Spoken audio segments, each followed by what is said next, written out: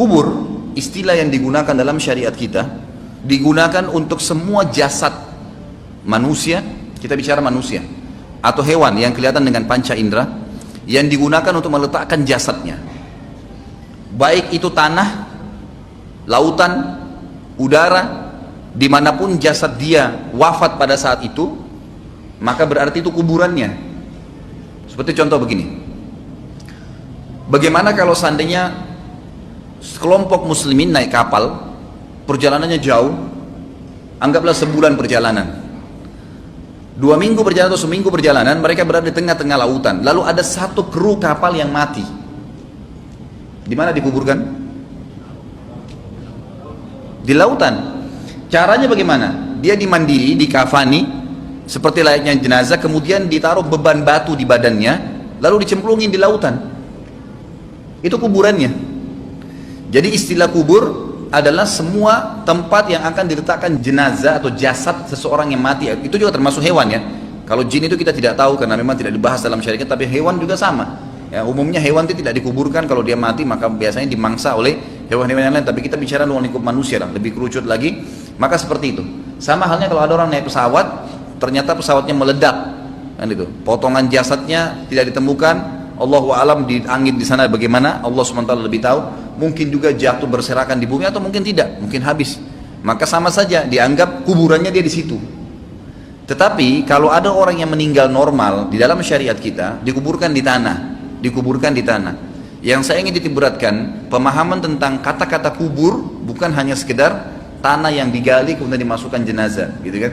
Tapi dimanapun orang itu akan ditaruh jasadnya, kalau tadi dia meledak di atas kapal atau dia ditenggelamkan di lautan, kalau dia meninggal di darat itu tentu tidak boleh kecuali harus dikuburkan, dimasukkan, maksudnya jadikan kuburannya dalam tanah, dan tentu ada hukum syar'i sendiri ya. Tapi yang saya berikan gambaran umumnya, kuburan dalam Islam itu Nabi SAW perintahkan agar seukuran dengan jasad manusia normal berdiri, sehingga bau jasad itu tidak tercium oleh hewan-hewan yang akhirnya membuat mereka menggali dan memakan fisik tadi, gitu kan. Juga satu hal yang berhubungan dengan kuburan ini, jasad manusia utuh misalnya kita anggap normal, dia utuh dikafani. Jasad ini sebenarnya hakikatnya seperti pakaian, seperti pakaian. Jadi kalau seseorang itu melepas pakaiannya, lalu kemudian dia biarkan jatuh di lantai, seperti itulah, tidak bisa bergerak pakaian itu kecuali dia pindahkan sendiri. Jasad kita seperti itu sebenarnya. Kenapa saya datangkan poin ini Bapak Ibu sekalian? Karena banyak orang salah faham. Dia anggap kalau jenazah itu sudah dimasukkan ke dalam kuburan, maka berarti jasad itu akan ada hubungannya sama kuburan tadi.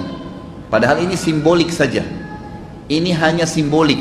Jadi seperti baju yang pernah kita pakai dimasukkan ke dalam tanah, seperti dimasukkan ke dalam lemari, ya. Kemudian disimpanlah di situ. Nanti dengan hikmah Allah SWT akan dimakan oleh tanah. Tidak ada hubungan sama sekali dengan ruhnya. Tidak ada lagi hubungan dengan ruhnya di kuburan tadi, di tempat diletakkan jasad itu. Karena di dalam istilah agama kita, selain kuburan yang berhubungan dengan kematian, yang namanya alam barzah. Alam barzah ini adalah tempat yang kita tidak ada yang tahu. Nabi Muhammad SAW dan para sahabat pun tidak ada yang menukil, tidak ditukil kepada kita di mana itu alam barzah. Kalau bagaimana ada keterangannya, di mana kita tidak tahu. Jadi ruh itu pada saat dia proses dikeluarkan dari jasad manusia, seperti dilepas dari baju, bajunya sudah tergeletak, bajunya oleh Allah disuruh cuci bersih, ditaruh di tempat yang Allah suruh perintahkan, itulah kuburan, gitu kan. Ruhnya ini dibawa oleh Allah SWT ya, ke alam barzah.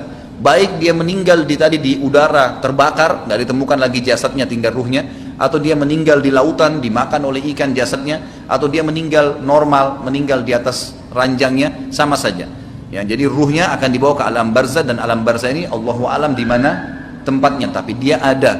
Barzah itu disiapkan khusus untuk alam ruh, baik dia disiksa karena dosa-dosa yang dia lakukan selama hidup di dunia, ataupun dia akan diberikan nikmat karena amal-amal soleh yang dia kerjakan.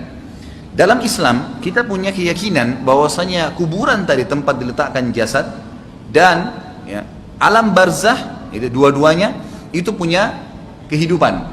Kalau kuburannya sendiri tempat diletakkan jasad itu hanya simbolik diletakkan, tapi yang lebih difokus sebenarnya adalah masalah alam barzahnya.